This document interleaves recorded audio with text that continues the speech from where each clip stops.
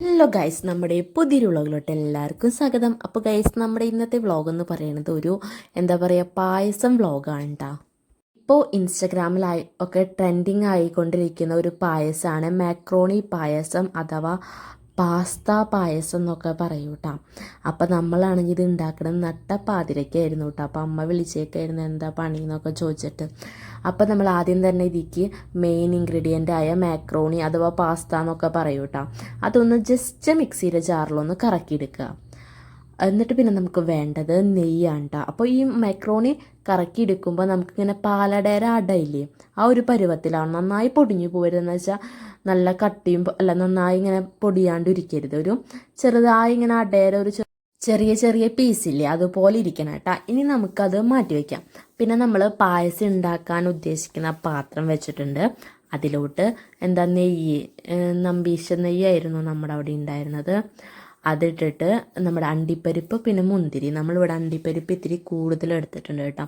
മുന്തിരി അത്ര വലിയ ഇഷ്ടമല്ല, എന്നാലും ജസ്റ്റ് പായസത്തിനൊരു ഭംഗിക്ക് വേണ്ടിയിട്ട് ഇട്ടത് മാത്രം. അങ്ങനെ നമുക്ക് അത് നല്ലതുപോലെ ഒന്ന് മൂപ്പിച്ചെടുക്കാം കേട്ടോ. അണ്ടിപ്പരിപ്പ് മുന്തിരിയൊക്കെ ഒന്ന് നെയ്യിൽ വഴറ്റിയെടുക്കാം. പിന്നെ നമ്മളിപ്പോൾ എന്തായാലും ഓണമൊക്കെ വരികയല്ലേ, ഒരു വെറൈറ്റിക്ക് ഇപ്പോൾ എല്ലാവരും പാലടയൊക്കെയാണ് എപ്പോഴും വെക്കുക. അപ്പം നമുക്കൊന്ന് മാറ്റി പിടിക്കാം.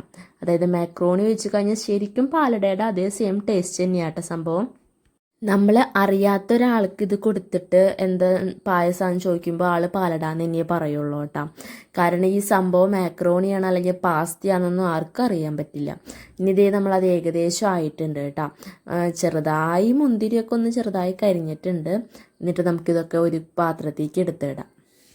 ഇതൊക്കെ ഓരോരുത്തരുടെ ഇഷ്ടത്തിനനുസരിച്ച് എടുക്കാം കേട്ടോ. അണ്ടിപ്പരിപ്പ് മുന്തിരി നമ്മളിവിടെ അണ്ടിപ്പരിപ്പ് ഇത്തിരി കൂടുതൽ എടുത്തിട്ടുണ്ട് കേട്ടോ. പിന്നെ നമ്മൾ അതേ പാത്രത്തിൽ തന്നെ നമുക്ക് ആവശ്യത്തിനുള്ള പഞ്ചസാര ഇട്ട് കൊടുക്കണ്ട, ഒരു 3-4 സ്പൂണൊക്കെ ഇട്ട് കൊടുക്കാം. ജസ്റ്റ് ആ പാലടയുടെയൊക്കെ ഒരു കളറ് കിട്ടില്ല, ആ പഞ്ചസാര മെൽറ്റായിട്ടൊരു കളറ്, അതിന് വേണ്ടിയിട്ടാട്ടോ. അപ്പോൾ ഇത് നമ്മൾ കാരമലൈസ് ചെയ്ത് വേണ്ടി വെച്ചേക്കാണ്. ലോ ഫ്ലെയിമിൽ വെച്ചിട്ട് നമുക്ക് നല്ലതുപോലെ ഒന്ന് ഇതിനെ ഈ ഒരു പരുവത്തിൽ നന്നായി ഒന്ന് അലിഞ്ഞ് കിട്ടും കേട്ടോ. അങ്ങനെ നമ്മുടെ പഞ്ചസാര ഇങ്ങനെ മെൽറ്റായിക്കൊണ്ടിരിക്കുന്നുണ്ട്. ഇനി നമ്മൾ ഇത് നന്നായി മെൽറ്റായി വരുമ്പോൾ തീ കുറച്ച് വയ്ക്കാൻ വേണ്ടി ശ്രദ്ധിക്കുക കേട്ടോ. അല്ലെങ്കിൽ നമ്മൾ പാലൊഴിക്കുന്ന ടൈമിൽ പെട്ടെന്ന് നന്നായി പൊട്ടിത്തെറിക്കാനുള്ള ചാൻസ് ഉണ്ട്. അപ്പം നമ്മളിവിടെ 2 പാക്കറ്റ് പാലാണ് എടുത്തേക്കുന്നത്. അപ്പം നമുക്ക് ആ 2 പാക്കറ്റ് പാലും പൊട്ടിച്ചൊഴിക്കുക കേട്ടോ.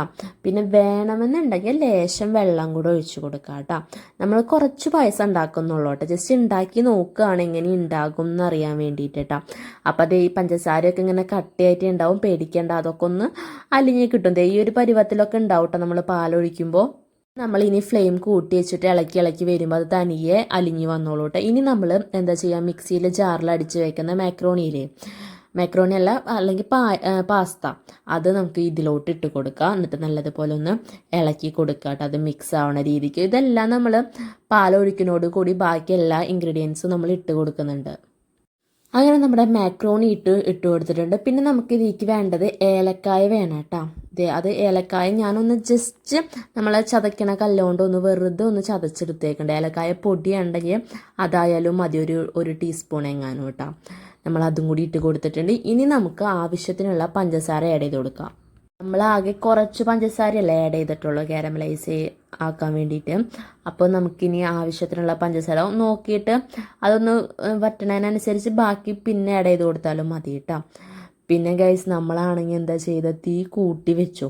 പക്ഷേ അതാണെങ്കിൽ നമ്മൾ വേറെ പണിയിലുമായിരുന്നു. അതുകൊണ്ട് ചെറുതായി ഒന്ന് തിളച്ച് പോയിട്ട പാല്.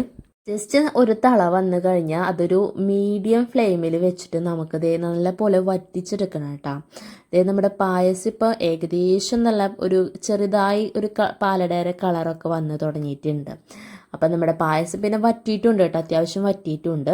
ഇനി നമുക്ക് ഇതിലേക്ക് വറുത്ത് വെച്ചേക്കുന്ന അണ്ടിപ്പരിപ്പ് മുന്തിരിയൊക്കെ ചേർത്ത് കൊടുക്കാം കേട്ടോ.